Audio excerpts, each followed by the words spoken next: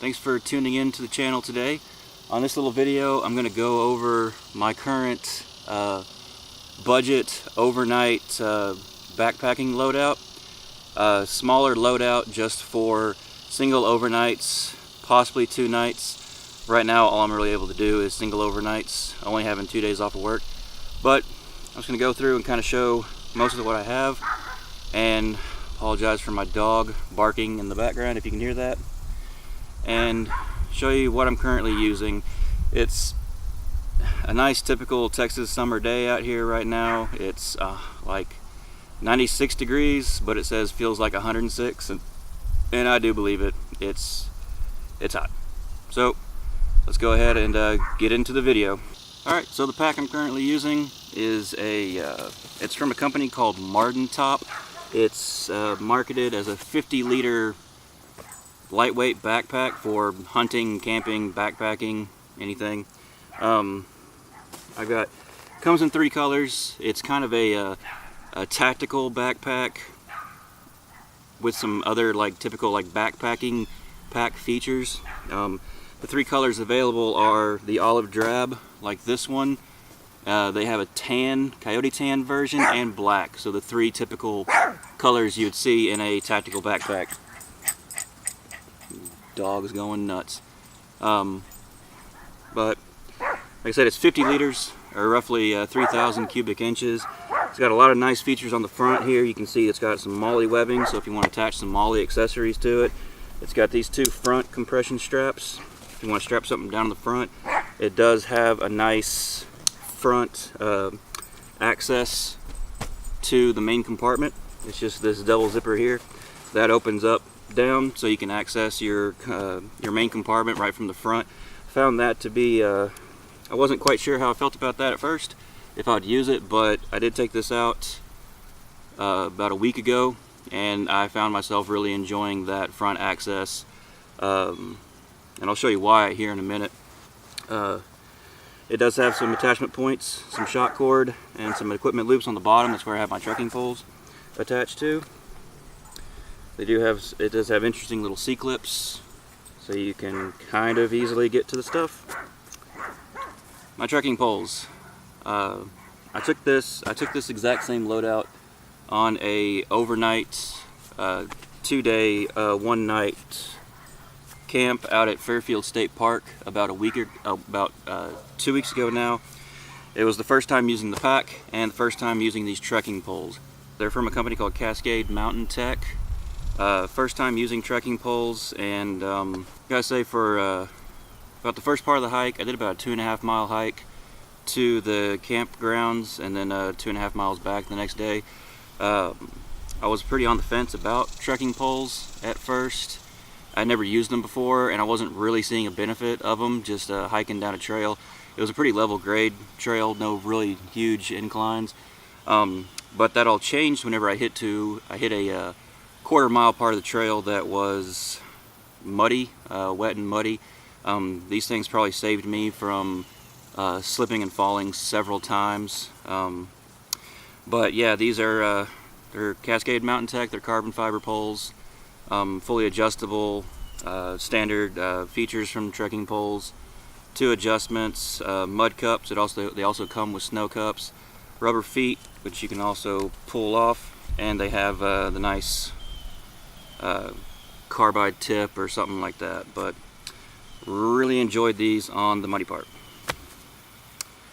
Alright, so getting into my pack a little bit. Let's go ahead and just start with what I have. Don't carry a lot on the outside. On the bottom, there are equipment straps on the bottom, which I use to put my chair that I'm sitting in now. It's a mountain-made folding camp chair. I'll put links to everything in the description below in case you're interested. Like I said, this is kind of a budget setup. Pretty much everything on here, with the exception of a few items, I did get off of Amazon, and most of them are budget gear that have decent reviews, and so far some things I've used several times and they've served me well. Other things I've only used once or twice, but so far everything seems to be working pretty good. On the outside, pretty much all I keep is 1 liter of water in this collapsible water bottle. It's from a company called Survivor Filter on Amazon. This is a 1 liter. I got 2. They sell them in 2 packs. This is the way I say it. So you get 2 1-liter bottles for 2 liters total. They come with a really nice like carry handle attachment point on here with carabiners. The carabiners are kind of cheap. This one has a blue one, the other one has a red one. It's with my Sawyer Mini, and I think that red carabiner is already kind of broke after like 1 use, but cheap carabiners, you can get carabiners anywhere. So far seems to be pretty good as long as you get the lid nice and secure, doesn't leak, you can squeeze it, and it does seem to have some spots on the bottom that look like it's either part of the manufacturing or maybe easy ways to poke holes if you want to attach, hang it upside down for a gravity feed. Moving into the inside,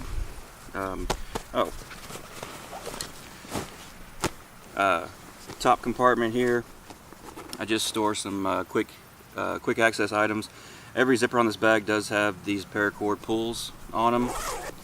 And up here I pretty much just keep my headlamp, a Bible for reading, first aid kit, and an emergency bivy blanket, and some bug spray, because Texas mosquitoes get kind of bad. Okay. Opening up the hood. The underside of the hood does have a pocket in there, which I only keep, right now all I got is some chem lights, some glow sticks in there. Just that's more for my emergency supplies. Main compartment does have a compression strap going over it, as well as a barrel lock on top. Alright, right here on the top is my food bag. All I have in here is some oatmeal and some dehydrated Mountain House meals. I think I've got 1 dinner and 1 breakfast in there. And this Outdoor Products dry bag, which the Outdoor Products dry bags, you can buy them. There's a 3-pack on Amazon. This is the biggest one. I forget the sizes. Like I said, I'll put a link. This is the biggest one. Not too happy with these because this one actually ripped pretty quick. Just being stuffed in my bag, it already ripped. Right here is my Sawyer Mini, my water filter kit, I guess you could say. Like I said, here I've got the Sawyer Mini, the black version, as well as the flush pump or the flush syringe, and that other Survivor Filter water bottle. Up next in this old Remington shave kit is my Hygiene stuff. Not much in here, just some toilet paper, deodorant, contact solution for when I wear my contacts, eye drops, and toothbrush and toothpaste. Up next is my camping pillow. It's from a company called ONWEGO. And I also bought the cotton pillowcase for it because the material of the pillow itself is kind of abrasive. Great pillow. I love this pillow. I've used it several times, probably about 5 or 6 times, and absolutely love it. It's an amazing pillow, and like I said, links to be down below. Up next is my tarp. This is a 10x10 tarp from YUEDGE. YUEDGE, like huge, I guess. I don't know. It's marketed as a 3 m by 3 m, which is a 10x10. Also off of Amazon. My sleeping pad. This is a Therm-a-Rest NeoAir. I can't remember the exact model number of it. I know it's kind of like the low-end Therm-a-Rest. Probably one of the more expensive things in my kit, just because I did skimp on my first sleeping pad and regretted it, so I didn't want to skimp on this one. Inflates nice. This is their large size because I'm a large individual. I'm 6'4". Love this thing. Up next is my cook kit. This is my Spork. It's from a company called Fitness City. It's great. It's a lightweight titanium Spork. I love this thing. Funny story about this, that last trip I did to Fairfield, I forgot it. I had this thing for a couple weeks and was really looking forward to using it, but I forgot it. So double check your stuff before you go. This is the fish hook spreader or fish spreader hanger for my Pathfinder cup. My MSR PocketRocket. Had this thing for about 2 years now. Still love it. Still going strong. And finally, my cup.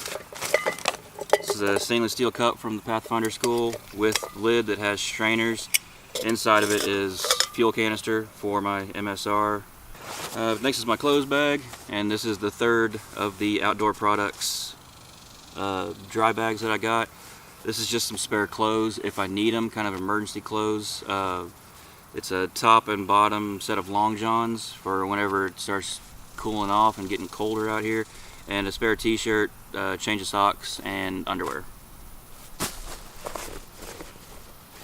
This is my camp saw that it's in here now. I usually try to always bring it with me, but I don't always get to use it because state parks in Texas, you're not allowed to collect firewood. But if I go out to the backwoods behind my house, I can. But nice folding camp saw. It's from that company, Friendly Swede. Just like the little drawstring bags I've got. Nice camp saw, rubber handle, works very well. I've used it a couple times. Came with some paracord lanyards on it. Actually, it came with 2 of them. I took one of them off. But this is my fire kit. It's a Case Logic, a little portable hard drive case that I just repurposed. Inside, I got a fire steel, a little carabiner knife, a Bic, some cotton balls soaked in petroleum, and these fire starter pucks that I got from Pathfinder School. These things work very well. I found the key to them is just take them and I'll cut an X into the top, strike it with a fire steel, and they light up pretty quick. Camp towel from a company called Euphoria Outdoors. Awesome camp towel. I love this thing. On my Fairfield trip, it rained quite extensively, so I fell in love with my tarp and this camp towel. Tent stakes. I keep 10 of them, which is more than I've had to use so far, but they're from a company called Trip Moss, again off of Amazon, and I love them. They're aluminum, so they're pretty lightweight. They all have paracord pulls on them, and they're like this spiral design. I had some other ones that were just like this 3-prong design that actually bent on me in the hard clay of Texas, but these spiral ones so far have been doing extremely well. Like I said, this is a 10-pack off of Amazon.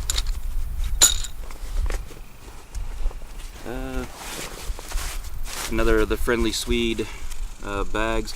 This is actually my cordage, my cord bag. Just a bunch of paracord, spare flashlight if I need it, randomly thrown in there, and some loose paracord, some loose cordage from some other things, and paracord that's on a spool tool. And just in case you're not familiar with what a spool tool is, great little thing. This is the spool tool. It lets you just wrap the paracord. It's got a blade on it that makes cutting the paracord very easy. Some spots to tie off, and it also has a place to hold a little mini Bic lighter, which I'm not sure what happened to the one in here, but